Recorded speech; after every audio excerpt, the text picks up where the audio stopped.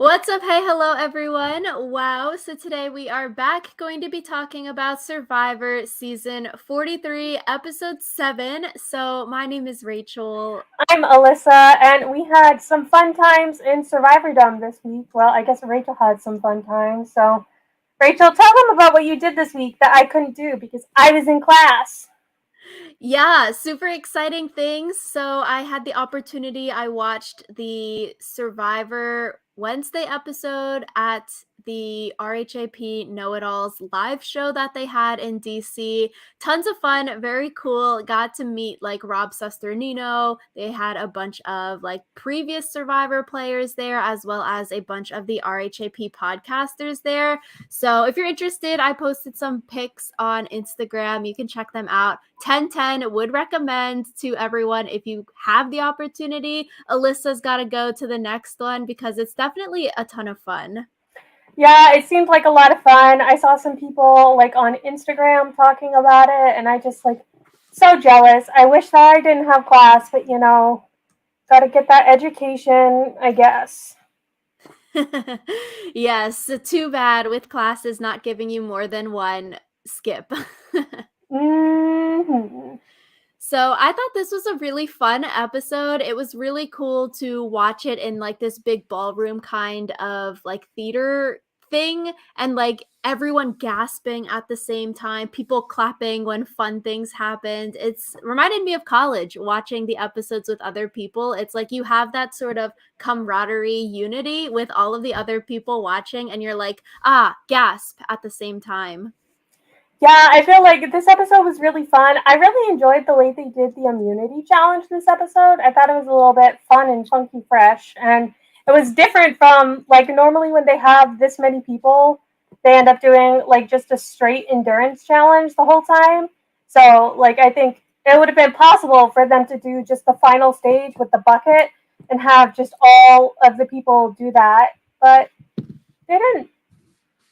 Yeah, so we start off this episode with the fallout from last week's episode with the Ellie blindside. We see Janine. She was blindsided with the Ellie vote. I feel like she handled the aftermath here well.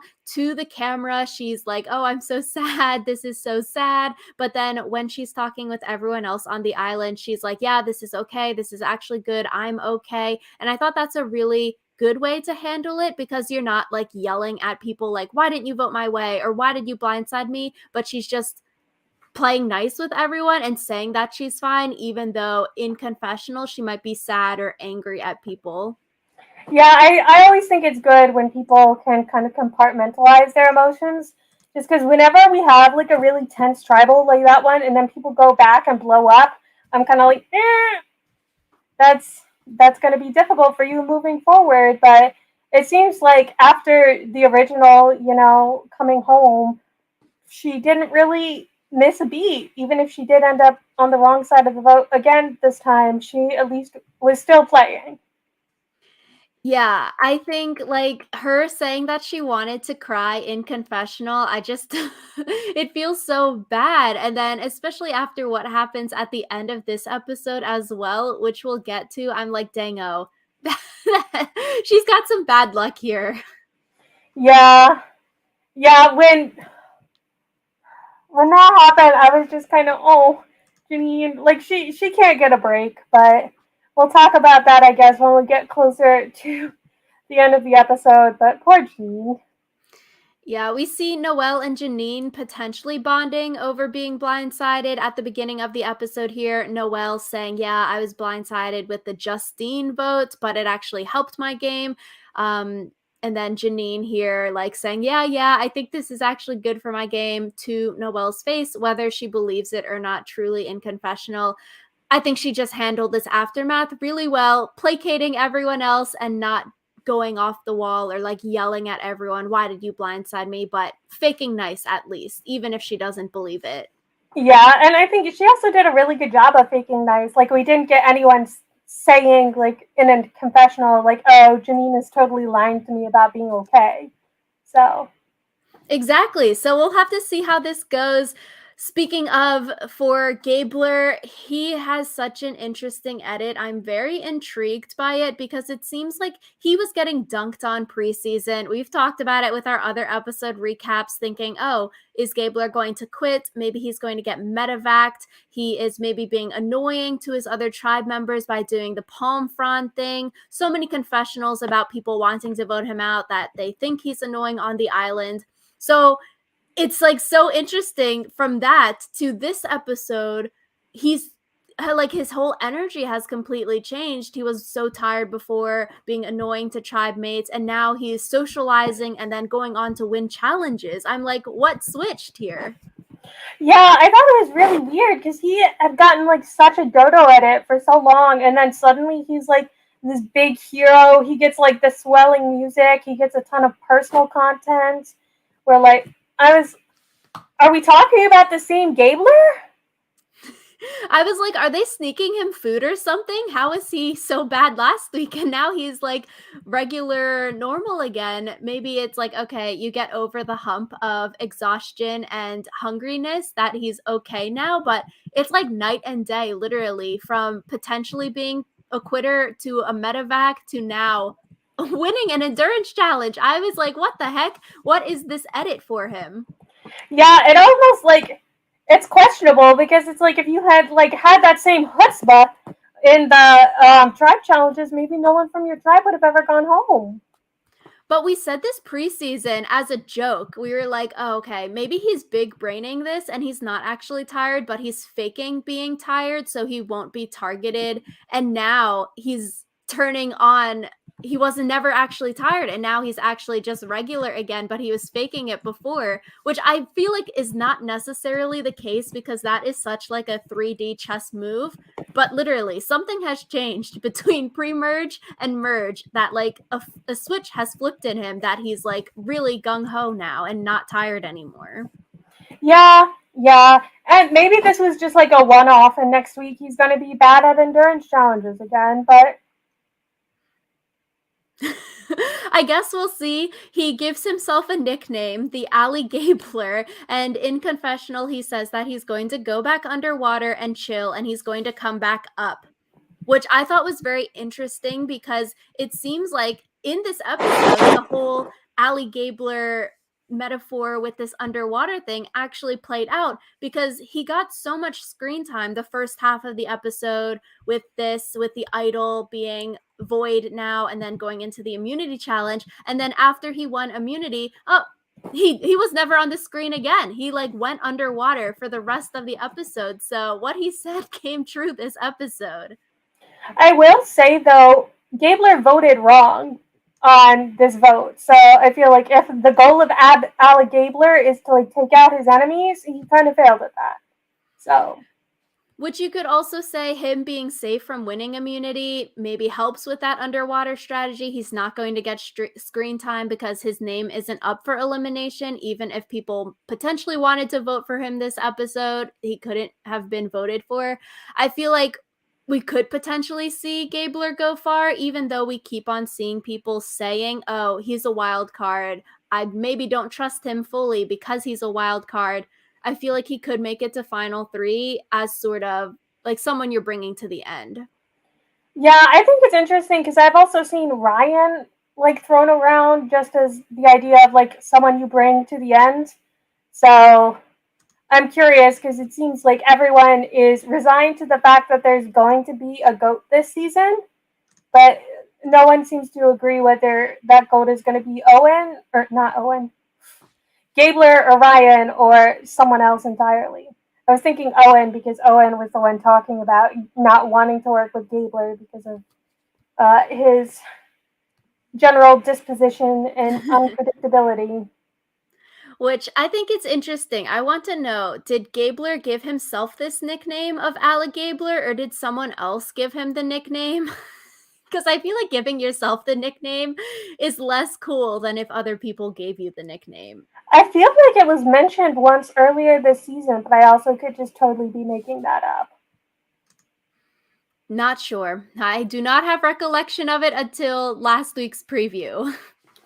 Yeah, maybe I'm just confusing last week's preview with it actually being said in last week's episode. So the alligator, the memes, he is very popular on the internet right now with all of these memes.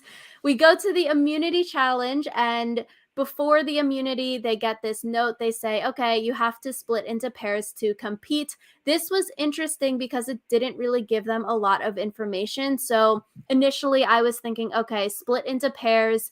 Maybe 2 people could win immunity and 2 people would be safe and 10 people would be up for elimination and not just one person, how it ended up being.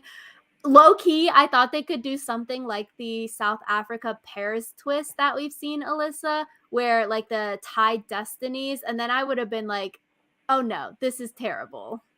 Well, it said in the tree mail that you'd be competing as pairs, but only one person gets the necklace.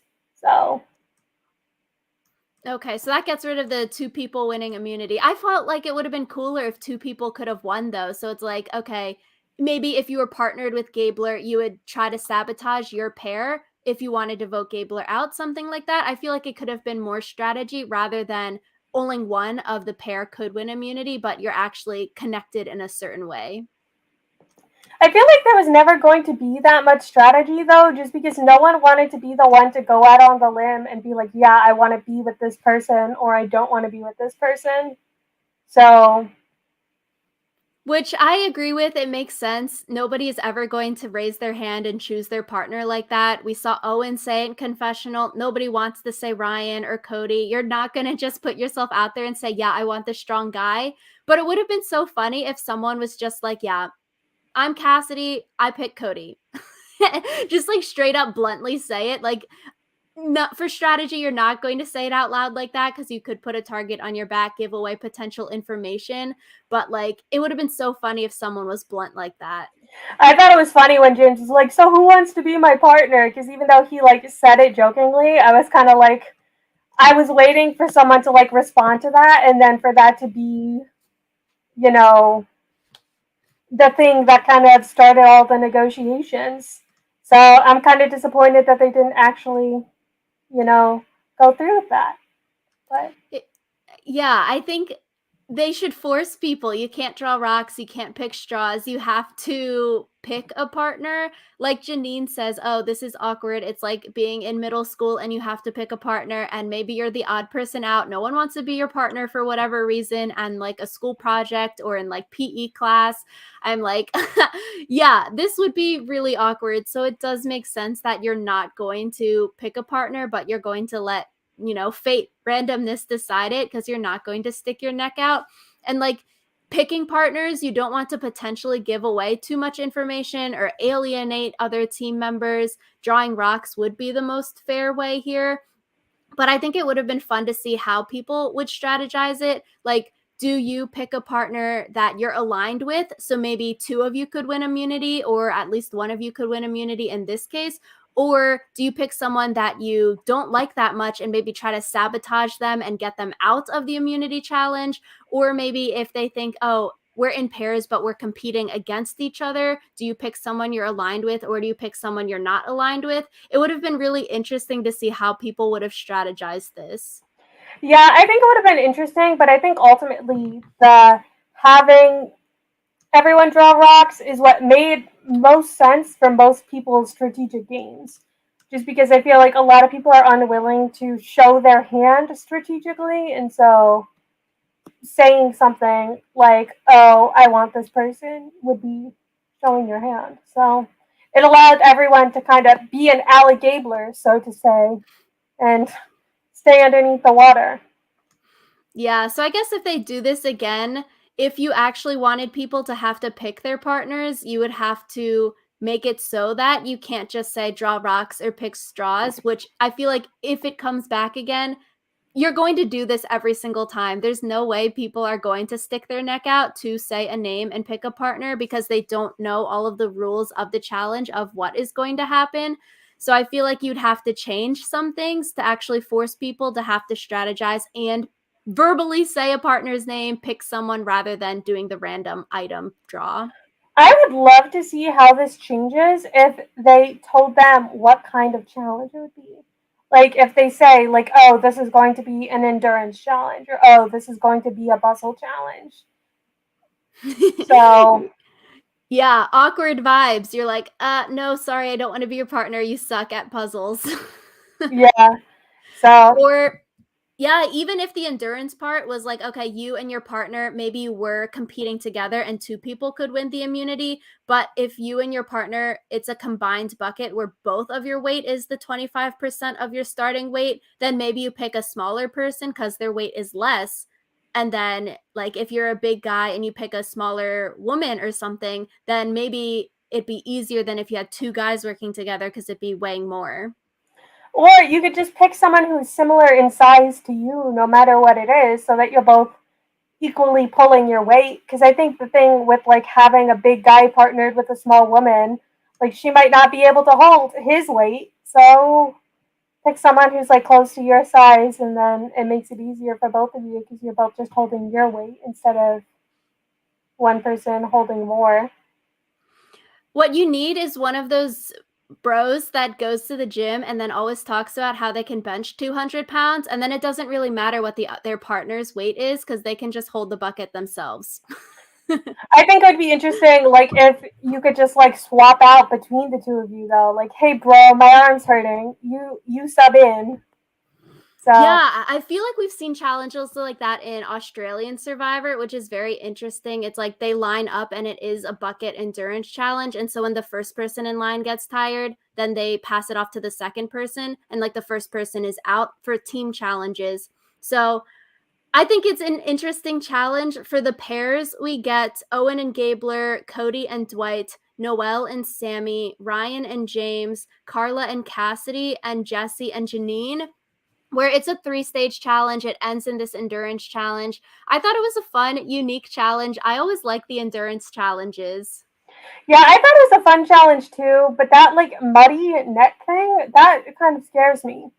Like that. That net, that was wild. I feel like if I were in there, I would get so claustrophobic and dizzy from spinning around on the ground. The net really reminded me of like giving birth and like you're in the birth canal and the baby is coming out. It's like it's so tight in there. Yeah, I thought it was interesting that the people who got stuck in there were both like smaller women. Because I would think they would have the easier time of like crawling through the hole because it's kind of a narrow hole. But I wonder if part of it is like their ability to manipulate the net wasn't as good because they're smaller, so they can't like stretch the net as much. So Yeah, this net part was I was it just you just get feeling so stuck in there. I also liked like we said when people were falling off the boats going to the islands, Gabler like runs into Jeff and then we see Gabler like face planting later on. I'm like, okay, yay. We need some more of these compilations of people falling. yeah, especially with like dodo music in the background, I always enjoy that. Yeah, so Janine and Noelle, they get stuck in the nets, and then their two teams get eliminated the first round. Both of them are apologizing to their partners. Sammy's funny. He says, oh, I didn't want to hold on to no damn bucket anyway. Like, you're good. Yeah, I thought that was sweet. I enjoy the moments when like the survivor players are being each other's like friends. Like it wasn't even a moment of like, oh, she's my ally, so I'm going to be nice to her. It's like she's my friend, she's someone I care about. I don't want her feeling guilty for my sake. So that was sweet. Yeah, everyone is very nice, even though like they let their team down, they let their partners down, so they're eliminated in this first round. It was sort of awkward at the end. Jeff, you have that empowering music behind them when they're talking, and then Jeff is like, "Okay, chop chop, time to move on. Next one, commercial break." I also find it weird when like Jeff adds commentary to the like inspiring moments because I'm like, Jeff, this was plenty inspiring without you going on about like Survivor. This is what Survivor is about, or whatever. Like, I don't know. I think sometimes Jeff tries to like force um the like heroic moments instead of letting them happen naturally. So Yeah, Alyssa, can you give me a surfing analogy?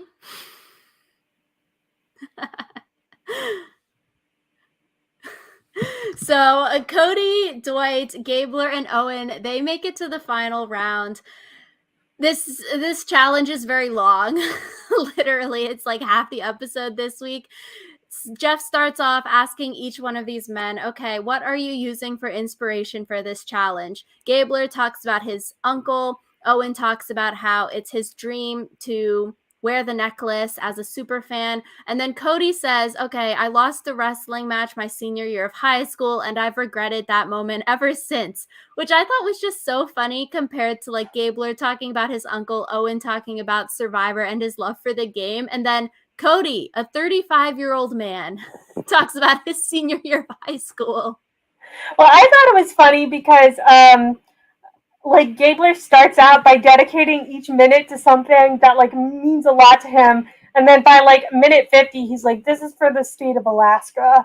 And I'm just like, you ran out of people to motivate you real fast there, Gabler. Yeah, he dedicates it to Noel, his war hero friend, his dog, all great people to dedicate it to, and animals. And then yeah, Idaho, Alaska, other random things. He's like very much Christian Hubickying it, like the David versus Goliath challenge. And it was just so odd, funny. Like Gabler is doing, the montage. Oh, I'm dedicating XYZ person. And then it pans to everyone watching and like Cody's face, who's still in the challenge. And they're like, WTF, like STFU. Yeah, I find that so funny. So Cody drops, and then Gabler, he wins a challenge. They do break the record for the longest challenge length for this challenge. And then it was just weird too. Gabler is like, okay, basically, if you want to play this show, play the game, apply for the show. And then Jeff, Jeff paid him to say that. I was like, is this a paid ad? Is this a sponsorship? Like, Gabler is basically saying apply for the show. And then 2 seconds later, the ad of Jeff comes on and he's like, what are you waiting for? Apply. Here's the link. Yeah, I think it's interesting because, like, for everyone who's like a Gabler who like finds his inner strength or whatever, there's also someone who's like a Mariah who was first voted out. So I feel like the idea of like, oh, it's gonna mean so much to you depends a lot on where in the game you end up going home. But Have you that seen could Glee? just be me. Have you seen Glee before, Alyssa? Yeah. Okay, so Jeff coming on right after Gabler's sponsorship here. It reminded me of those memes. You know how people with Will Schuester in Glee, they're like, okay, trigger warning, he is going to be on like this TikTok or this video. Like Mr. Shu Yeah. is here. I was like, we need a warning that Jeff is gonna pop up and stare into our souls to do this advertisement. Honestly, trigger warning, Jeff Probst. Yeah, he's staring at us and saying, forcing us to apply. I was like, oh my gosh, I was not prepared for this. Yeah. So Gabler wins the immunity challenge. Pre-tribal council, we are seeing, okay, the votes are potentially being split between Ryan and James to split up the original Coco, where Vesi and Baca would join forces and create a majority alliance. We see Carla and Jesse are close, apparently. I feel like I wish that they showed us this relationship rather than just telling us, oh, Carla and Jesse like each other, they're buddies now, and like having like a conversation of them having things in common. So I'm like, okay, sure, there's not a lot of time because the episodes are so short, but like you couldn't fit in a 1 to 2 minute clip of them talking about something that they have in common, especially if this is going to be a big relationship moving forward. If Carla and Jesse form some kind of majority or they're leading this alliance, I would have liked to see them talking about things rather than just telling it us, but maybe it's not going to be a big relationship, so that's why they glossed over it. Yeah, I wasn't really sure about that. And the other thing that kind of confused me was people were talking about how big of a threat Noelle was. And like, no shade to Noelle, but she's only voted one correctly once this entire game. So, like, I feel like this idea that, like, oh, Noelle is such a social powerhouse, Noelle is dangerous, Noelle is one to watch. I'm kind of like, how'd you arrive at that conclusion, buddy? Yeah, so I feel like I wish they would have showed us these things, like, okay, Noelle maybe doing things that people are wanting to put a target on her back, and maybe she didn't do anything and people are just wanting to target her because the name came up and they want to vote her out, and maybe that's why they're not showing it in the episode. But like the Jesse and Carla relationship, they have some kind of bond, so there should be some clip that you can show of it. It sort of reminds me of like Heather and Erica being super close in 41, and then we were like, you know what? Since when were they buddies? We've never seen them like ever talk until the very end.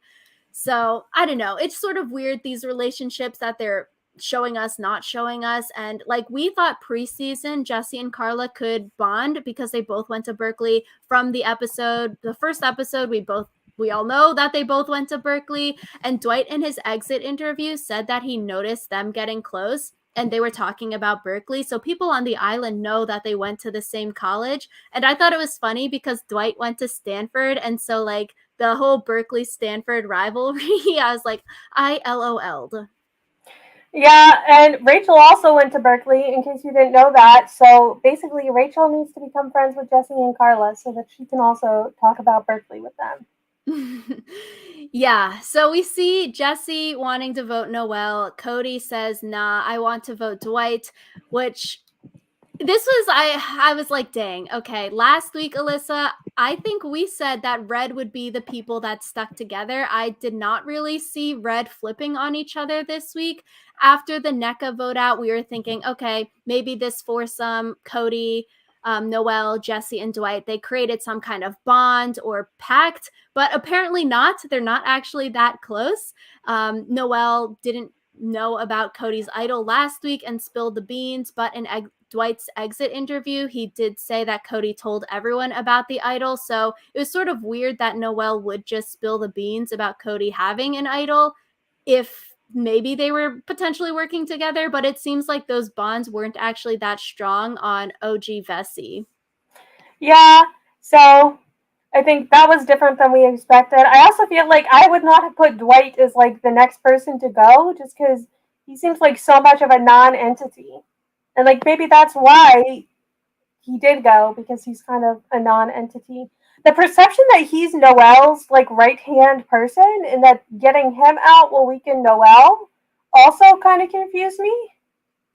I guess that's another relationship we didn't see. Dwight was saying that him and Noelle were very close since the beginning, like this he was saying. So that's another relationship I guess they could have showed us more of if they're like, okay, we're weakening Noelle, let's vote out her right-hand person, which is Dwight. I thought it was also interesting. Jesse says, I want Cody to think that he has agency. So I am willing to vote Dwight out to let Cody think that he has agency, which to me, I don't necessarily think for Jesse voting Dwight out is a good move. I think for Jesse, he should have had Noelle go maybe because Jesse and Dwight, we've seen them have some kind of relationship. They had that island marriage, but then they broke up. They got the divorce, but it does seem like Jesse and Dwight could have maybe fixed their relationship. But here, Jesse is letting Cody lead the charge to vote out Dwight, which I feel like they could have repaired some relationship there. Yeah. Yeah. So I'm not sure it was the best move for Jesse, but like from an editing perspective, at least he explained why he did it. So if it does come back to bite him, we at least know his reasoning. Because I think sometimes people, when talking about Edgic, will talk about like, oh, this person is now lower winner chances because the person they wanted to go home didn't go home. But I think a lot of times, ethically, if you get to explain why your first choice didn't go home or why you decided to do something other than your first choice, it's not that big of a knock for your winner chances. Yeah, I think for Jesse and Cody, for them to flip on Baca or for them to flip on Vesi so early, I think it has the potential to be a good or bad move. I think we have to wait a few weeks to see if it is good or bad. I think it has the potential to be a good move because if Cody and Jesse could never see themselves being able to work with Dwight and Noelle, they don't have trust there. They think Dwight and Noelle are going to flip. They don't trust them long term. Then I think flipping this early at Final 12 to vote them out is fine because there's so many other people. Cody and Jesse can go make new friends, like we saw Jesse and Carla becoming close. So even though it's still sort of early and maybe you would want to stay 4 strong since it was a 4-4-4 split this episode, but if you're never going to be able to work with that person, you might as well just vote them out now rather than like stringing them along. But I could see it being a bad move because you're potentially, for Jesse at least, losing this ally. Maybe they could have repaired their island marriage. You could have fake nice with it and maybe you could work together or build that trust back up. I don't know. I feel like keeping 4 strong could be a good move because it is sort of dangerous. Coco, surprisingly, even though Ryan got blindsided, Coco seems like the strongest versus Red and Yellow. Both have cracks with like Gabler versus Ellie last week, and here them versus Dwight and Noelle. They could let Coco make it very far if they aren't willing to, team up, or they don't see that Coco's actually super close. Yeah. So I think that next vote could be interesting because maybe we're also wrong about Coco being close, and Coco will, start cannibalizing each other.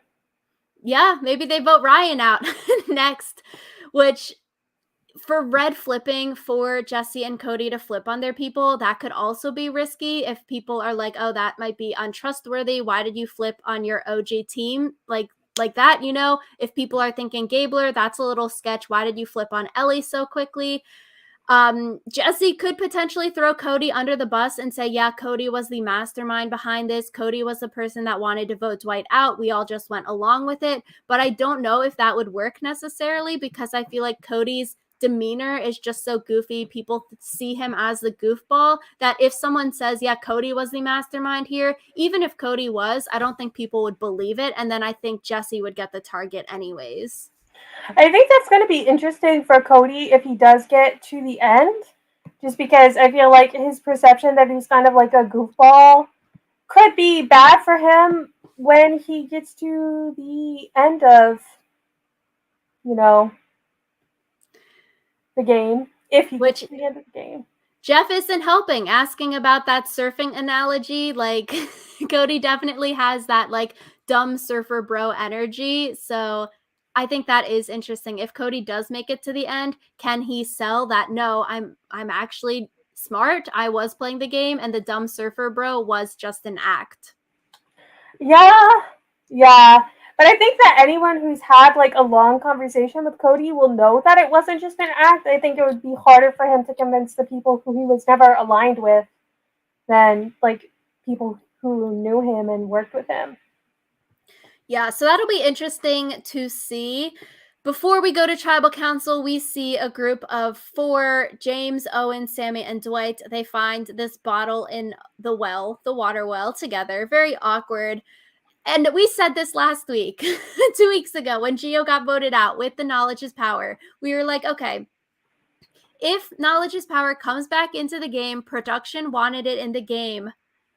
This is not the usual spot for knowledge is power since we already saw Gio get it pre-merge. So I thought hiding this clue in the well was just extremely lazy.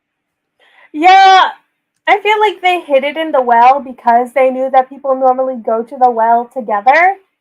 And it would be a way to make sure that like no one would be able to hide that they had the advantage.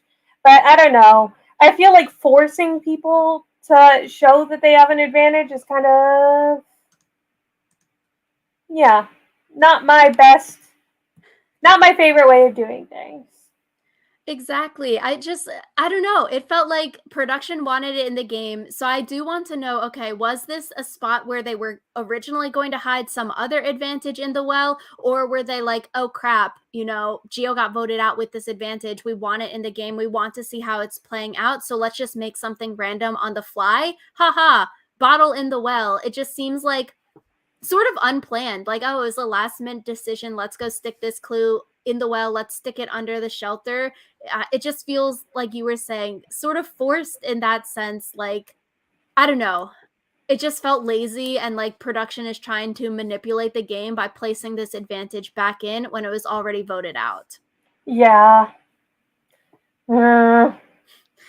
So James, Owen, Sammy, and Dwight, they find it together though. Everyone is playing it cool, like, oh, I don't want it. I don't want a target on my back. It's a big advantage. I might get voted out because I have the advantage. But James, he goes and gets it. So good for him for taking that initiative to just go pick it up, even though he thinks it might put a target on his back. James then goes and tells Carla, Ryan, and Cody that he has knowledge is power, which I thought was funny because we know as a viewer, Carla and Cody both have idols. So he's telling two people that have idols that he has something that could take their idol from them. Yeah. This whole thing was just a mess. Because, like, I feel like everyone of the tribe ended up knowing that the knowledge is power advantage was involved. And then there was so much swapping of advantages because they were like, oh, we're going to give it to someone not on our tribe so he won't think to ask them for it. And that's how we get to poor Janine.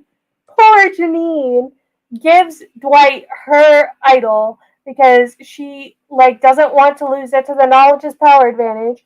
And then she loses it because Dwight gets voted out with her idol in his pocket. I was a little depressed by this. Carla here is probably like deja vu. I just got rid of knowledge is power and Geo. Why is it back in the game? I wonder how Carla was feeling here. I think it was interesting that everyone was passing around all of their advantages, so James couldn't steal it because everyone passed it around randomly. Janine giving her idol to Dwight, Cody gave his idol to Jesse, Noelle gives the steal a vote to Noelle.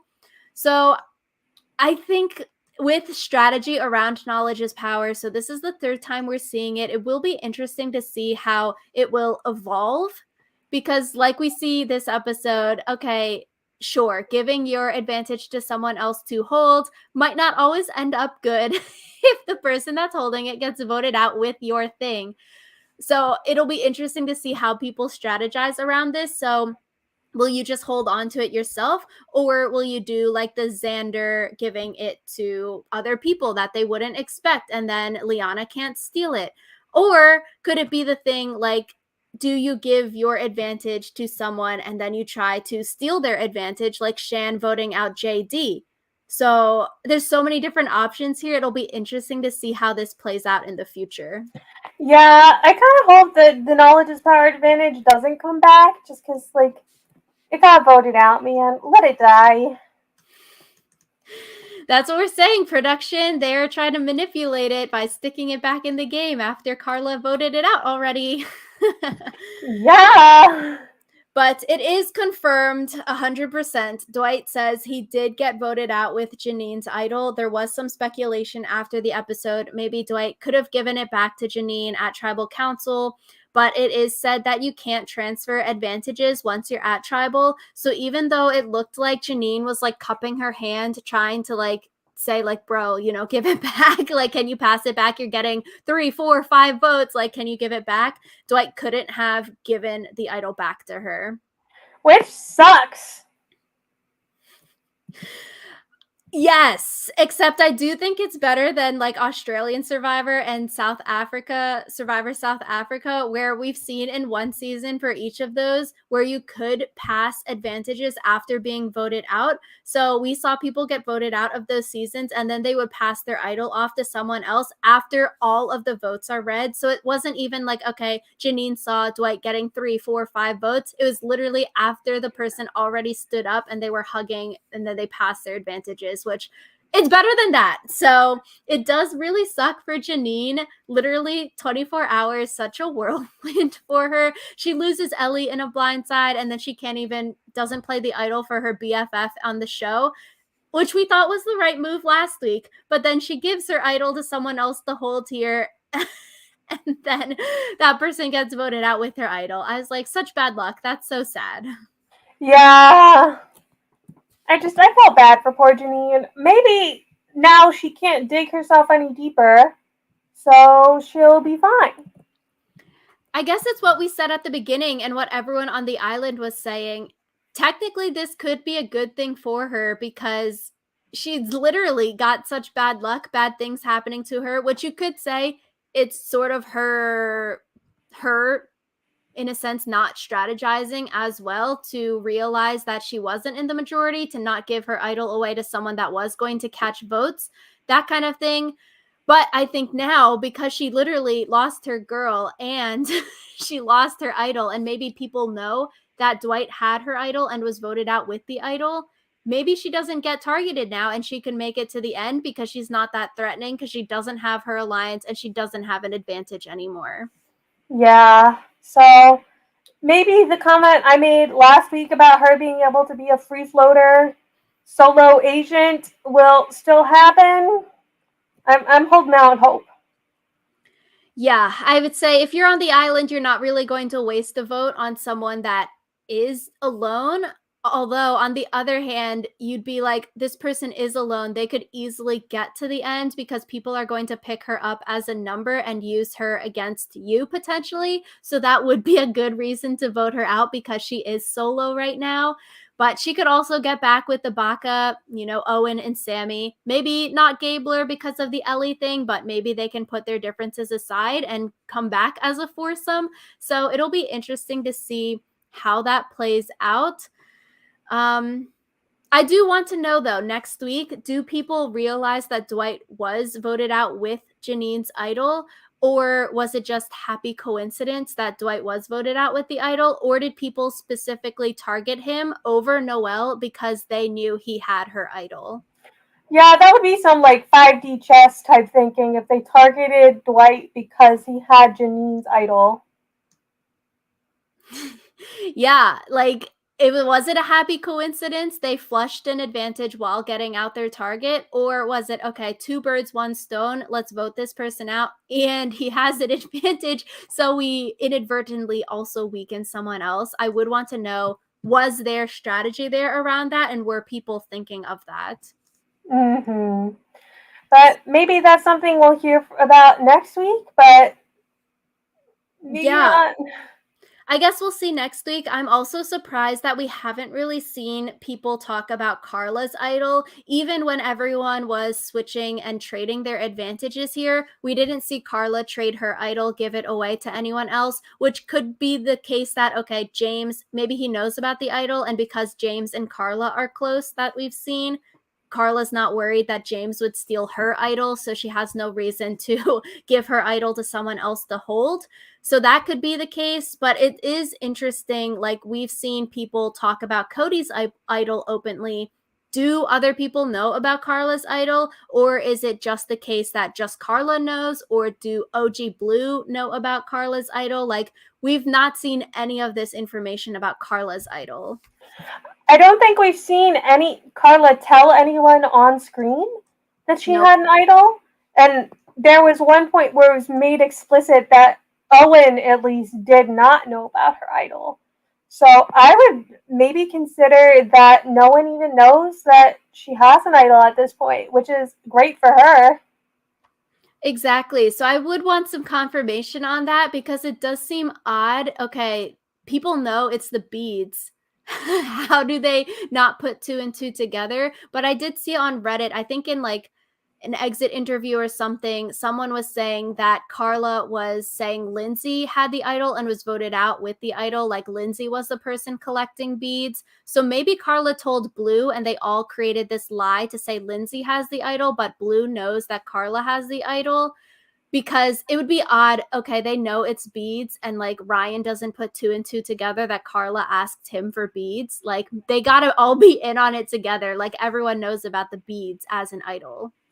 Yeah, that's just maybe they're dumb, but Maybe they didn't put two and two together, but I think Janine's idol going home with Dwight could be very bad for Cody now, because I don't think James would steal Carla's idol unless Cody gets voted out with the idol or Cody's idol gets voted out in a different way. Because we've seen James and Carla as a duo, I don't really see him stealing her idol unless it gets down to, final six and that's the only person left to steal the idol from.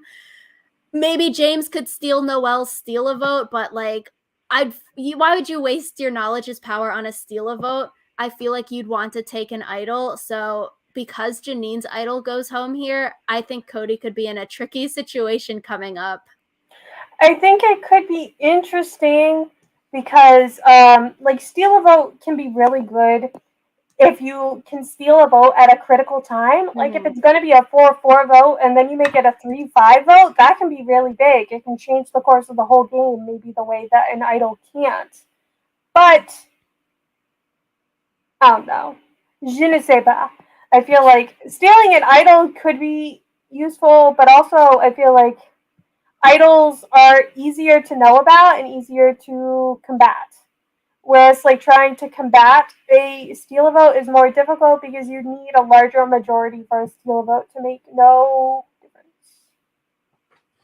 Which then, steal a vote is harder to play because you need that, like you were saying, you need that even split or you need the numbers to be small enough. Like, you're not going to steal the vote here, final 11 next week because so many things are up in the air. It has to be very clear divisions. And even in that case, maybe someone could flip and you could get the majority without even stealing a vote. Like, the steal a vote is harder to play, I would say, rather than playing an idol, which is a little bit easier to play. But I feel like we've said this with knowledge is power. Stealing someone's idol and like maybe voting them out after you stole their idol, or you steal their idol and you use the idol on yourself, you're going to piss a bunch of people off because you stole their thing. So you could be in a lose-lose situation, whatever James does here. And like he told Cody, he has knowledge is power. So Cody's going to be aware. Maybe he gives his idol to someone else to hold in the future and hope they don't get voted out with his idol. But I do think, like we saw last season, after an idol goes home, Marianne found an idol. So they are replacing the idols. So maybe someone could find another hidden immunity idol that would be truly hidden, similar to Marianne not telling anyone about her idol and keeping it a secret. So maybe James would steal a new idol that isn't in the game yet if someone has loose lips. I think it would be interesting if, like, one of the bead idols goes out, like the person who finds the new idol would still have to do a task to, get it. Because I think it's kind of lame to have some people do a task to activate an idol, and some people it's like, oh, you found it and it's automatically active. So Yeah, and I think we said that last season with Marianne's idol. Like, she got a fully secret one versus everyone else has sort of a public idol. yeah. So the votes for this episode, Dwight gets the majority of the votes, where Cassidy, Jesse, Cody, Carla, Sammy, James, and Ryan all vote for Dwight. The votes for James are Noelle and Dwight, and the votes for Ryan are Janine, Gabler, and Owen. And I think this vote split is very interesting because the votes for Dwight, it's all 4 of the Coco members, and then 2 Vesi with Cody and Jesse flipping. And then Sammy is voting Dwight out here, compared to the 3 other Baka members, Janine, Gabler, and Owen. They all vote together and they vote Ryan out, where Noelle and Dwight vote together since they're close. So it's interesting. Maybe we'll see next time, like, why did Sammy vote Dwight out? Like, he's more in the know that we're maybe seeing in the episode because he wasn't voting with the other Baka people, but he did vote Dwight out. So, like, what was that reasoning? Is he close with, like, Jesse, Cody, Carla to flip his vote? Is he less close to the Baka members, Janine, Gabler, and Owen? Like, questions there that I would like to know. Yeah, I think it's interesting because we have said before that, like, people who vote correctly at the merge generally have a higher chance of winning. Most winners are on the correct side of the merge vote. And depending on whether you consider this the merge vote or you consider the Ellie vote the merge vote, some people were wrong at the Ellie vote but right at this vote. Like, Carla voted for Owen at the Ellie vote but voted for Dwight at this vote. Some people were wrong both times, like Noelle and Owen were wrong both times. And some people were right at this vote, but not at the Ellie vote. So, yeah. Yeah, which is interesting. I would say for like Carla's situation, I wouldn't really count like last week against her because it does seem like she was in the know, but she voted in that way to split the votes to prevent like a shot in the dark, which is interesting because I feel like on Survivor Wiki, if you're just looking at stats, they just do like, did you vote correct? Yes or no? And that like makes your chances higher of being the winner, which makes sense because if you're on the bottom at the merge, it's going to be harder for you to get to the end, where if you're on the bottom at the merge, you're probably voting incorrectly because you're not in the majority alliance. Yeah, personally, I consider this vote and not the Ellie vote to be the merge vote. And in that case, the only people who voted incorrectly were Gabler, Janine, Noelle, And Owen, Owen, yeah. and Dwight, who voted wrong. But Yeah. Feels bad for Dwight. I'm like, to be a big fan and to be voted out right before the jury, that's gotta suck. yeah. I am interested though because I feel like Janine is definitely a name I've seen come up in Edric circles as like an underrated winner type person. Like people are saying that she has an edit similar to Erica's. And while I do not necessarily agree with that, I feel like if she is getting an underrated winner edit, she has some serious ground to make up before final tribal council. I think it would be interesting if Janine can make it to the end because she would have a good story here if she can like verbalize how bad this 24-hour period was for her and how she can make that up going into the final stages of the game. Although, like we were saying, Janine here being a free agent, people might not give her that agency of like making it to the end because they were like, no, we brought you in, we saved your life in the game, you were literally like had a crappy day here, you weren't in the majority alliance, you let your idol get voted out because you weren't strategizing, you didn't have that majority alliance backing you, so they might not count it for her as like, oh, an underdog story. They might be like, no, we brought you to the end because you were on the bottom. Yeah, I think part of it depends on how people do in the final tribal council. Like, Janine can really make her case, maybe. If not, maybe not. Yeah, all depends who you're with, who you're sitting next to. For certain people, I feel like we've got a lot of good talkers this season, so could be very difficult. Could be really difficult. I think it'll make for an interesting final tribal, though, especially if we get to like strong people to the end. So, fingers crossed. I'm excited for next week. There's still so many people this season that are fun characters, people that you're rooting for, people that maybe you're rooting against. So I feel like it's been fun so far. So I'm excited for next week to see how this plays out. I am also really excited for next week. Let us know in the comments down below if you went to the Survivor Live event in Washington, D.C. If you saw Rachel but didn't say hi, shame on you. Let us know what you think of Janine and her poor luck this episode. And also let us know if you would like to see more about the Noelle shenanigans and her maybe being a social threat. And of course, if you have any other comments, feel free to leave them for us, and we will see you next week for another episode of Survivor.